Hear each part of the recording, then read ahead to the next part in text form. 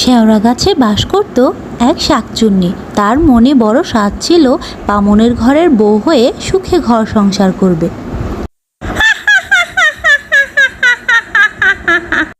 এখানে এক গাছে থাকি আমি শাকচুন্নি, সুখে আছে বামুনের ছেলে বউ গিন্নি।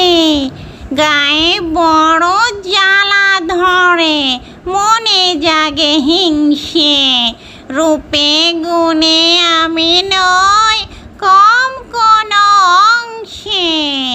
বামুনের ছেলে বউ তবু থাকে দেমাকে, ডাকলো না কেউ হায়, বউ বলে আমাকে হ্যাঁ।